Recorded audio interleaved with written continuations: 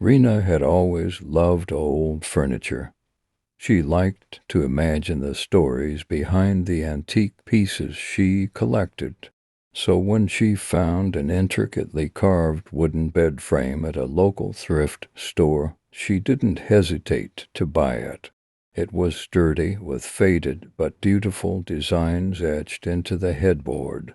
The shop owner told her it had been donated by someone clearing out a family estate, and Rena felt a strange pull to it. That night she assembled the bed in her new apartment, excited for a good night's sleep. While cleaning under the bed, she noticed something odd, a crumpled piece of paper. Pulling it out, she saw it was an old drawing done in crayon. It was a simple sketch of a house, the kind kids draw in school, a boxy structure with a triangular roof, a window, and a door. But something about it unsettled her. In the window was a small, stick-figure person, their face blank except for two large, hollow eyes.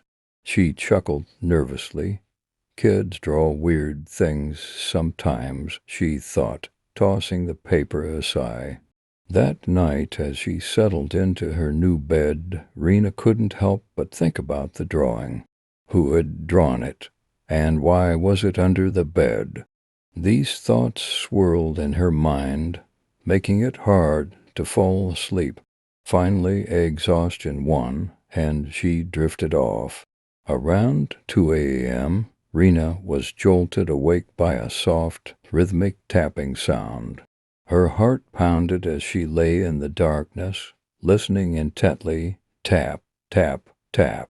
She turned on the bedside lamp and looked around. Everything was still, and the noise had stopped. She told herself it must have been the pipes in the walls or some other harmless sound an old building might make. She took a deep breath and lay back down. But as she glanced at the foot of her bed, something caught her eye. There, peeking out from under the bed frame, was another drawing. Her stomach tightened as she pulled it out.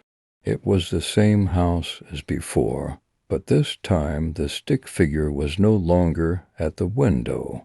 It had moved closer to the door. She stared at it, her pulse quickening. Trying to shake the growing unease, she tossed the drawing into the trash and went back to bed, convincing herself it was just her imagination running wild.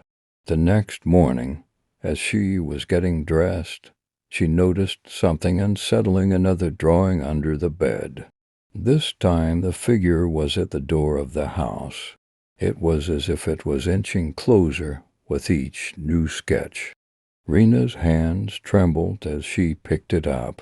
She felt a knot in her stomach. This wasn't a coincidence. Someone was playing a cruel joke.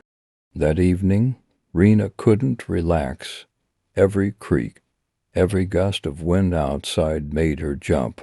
She double-checked her locks and closed the blinds tightly, trying to calm herself. When she crawled into bed, her body was tense with fear.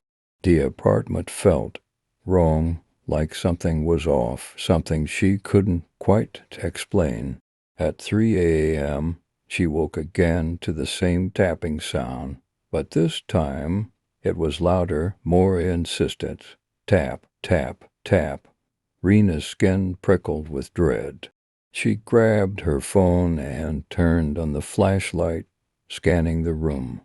As the light swept over the floor, she saw it, another drawing. She froze. In this one, the figure had stepped out of the house and was standing outside. The house in the drawing now looked eerily similar to her apartment building. The door, the windows, even the little plants she had placed near the entrance, it was all there. She felt her pulse quicken as she crumpled the paper in her hands. The tapping noise started again, louder this time, as if it was coming from inside the walls.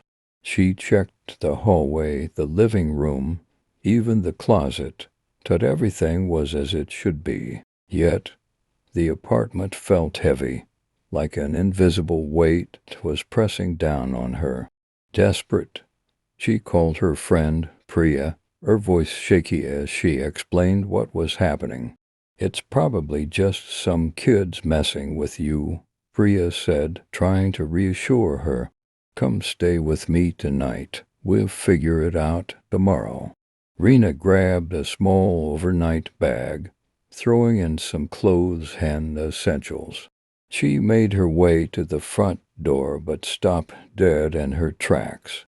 There, slipped under the door, was another drawing. The figure was now standing in a room that looked exactly like hers beside the bed.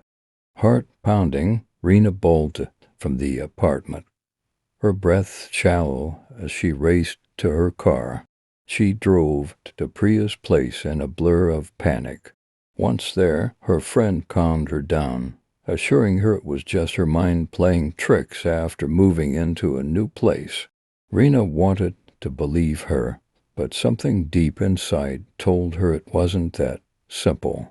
The next day, with Priya by her side, Rena returned to her apartment. The place was as she'd left it, but when she checked under the bed, there were no more drawings. The strange occurrences stopped, and the tapping sounds never returned. After a few days, she felt foolish for being so scared. A week later, Rena decided to sell the bed frame, donating it back to the thrift store. She couldn't shake the eerie feeling gave her, and she wanted a fresh start. As the movers took it away, she felt a sense of relief wash over her. Maybe it was all in her head, she thought. Months passed, and Rena settled comfortably into her apartment. One evening, as she was visiting Priya, she got a phone call from the thrift store. The voice on the other end asked if she had left anything behind when she donated the bed. "No. Why?" she asked, confused. The voice paused before responding. "We found something strange tucked in the headboard. It's a drawing of a house, and there's a figure standing at the window. Do you want us to hold on to it?" Rena's breath caught in her throat. "No," she whispered. "Throw it away," and this time she made sure it was gone for good.